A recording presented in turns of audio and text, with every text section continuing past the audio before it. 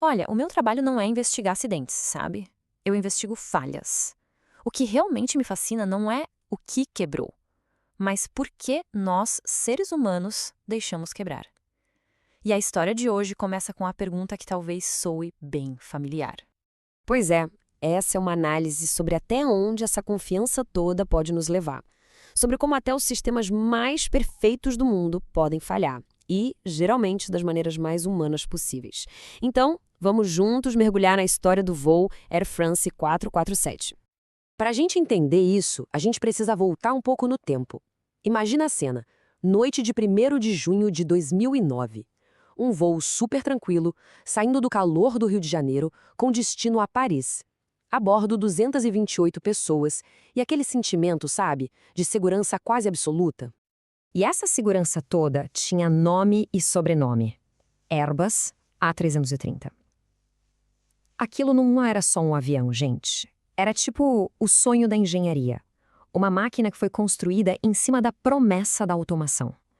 O sistema fly-by-wire dele era como um guardião digital, sabe? Usava computadores para garantir um voo perfeito e o mais importante, para proteger o avião de erros humanos.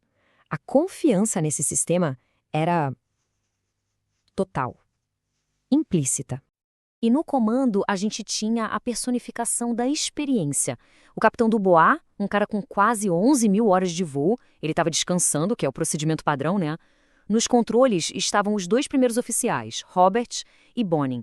Juntos eles tinham uma experiência gigantesca. Eram profissionais super competentes, a última linha de defesa humana num sistema que era considerado praticamente perfeito. Só que, como em quase toda falha complexa que eu investigo, a raiz do problema não estava lá no céu naquela noite. Não, ela estava em decisões tomadas meses, às vezes até anos antes. Coisas que na época pareciam pequenas, sabe? Quase invisíveis. E tudo, absolutamente tudo, começa com essa pecinha aqui, o tal do tubo de Pitot. Pensa nele como se fosse o velocímetro do avião, tá? É uma parte super importante, mas bem simples, que fala para o cérebro eletrônico da aeronave a que velocidade ela está voando. E por ser um sensor que fica do lado de fora, ele tem um ponto fraco bem conhecido, pode acumular gelo em grandes altitudes. E é aqui que entra a tal da decisão invisível. O que mais me intriga nessa história é que o problema com esse modelo específico de tubo de Pitot não era nem um segredo. A própria Airbus já tinha recomendado a troca.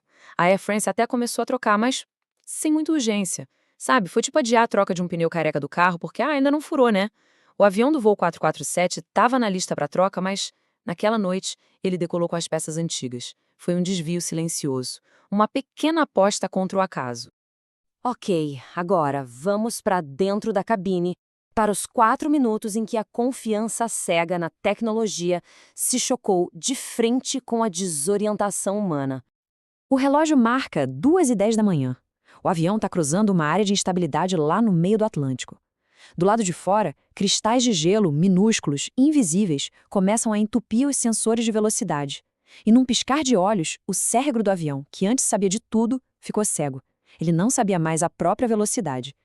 E aí, o som. Um alarme agudo, estridente, quebra o silêncio da noite. Aquele guardião digital, o piloto automático, ele não tem mais os dados que precisa para funcionar. E o que ele faz? Ele simplesmente se desliga e devolve de uma vez só o controle total do avião para os dois pilotos. O que veio a seguir foi uma verdadeira cacofonia. A cabine, que antes era um lugar de calma, de ordem, foi inundada por uma tempestade de alertas sonoros, luzes piscando. Imagina só tentar resolver um quebra-cabeça super complexo, com dezenas de alarmes diferentes gritando no seu ouvido ao mesmo tempo. A tecnologia que foi feita para ajudar, naquele momento só gerava paralisia e confusão. E no meio dessa confusão toda, com o corpo tomado pelo que os especialistas chamam de efeito surpresa, o piloto nos controles, o Bonin, faz o que parece instintivo para qualquer pessoa. Ele puxa o manche para trás, levantando o nariz do avião. Uma reação para ganhar altitude, talvez para tentar escapar do perigo. Só que, naquela altitude, com aquela velocidade, foi a pior coisa que ele poderia ter feito. E aqui está o paradoxo fatal da coisa toda.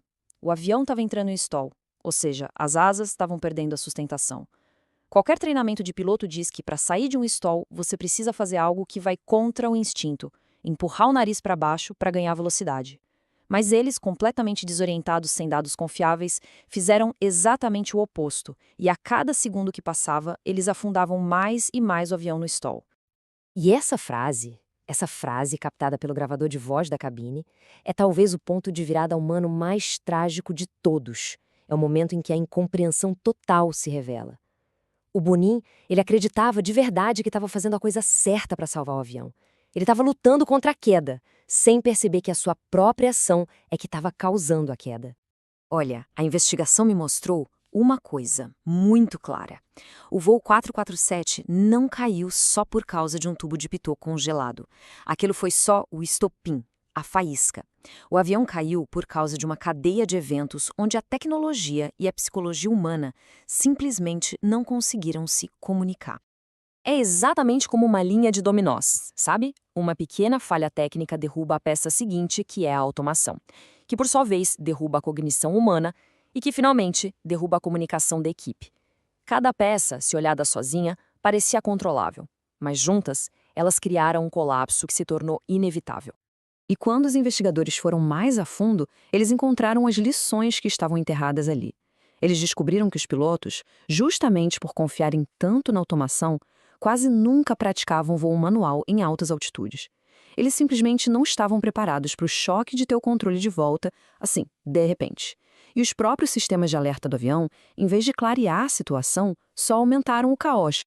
E tem mais um detalhe de design que foi crucial aqui.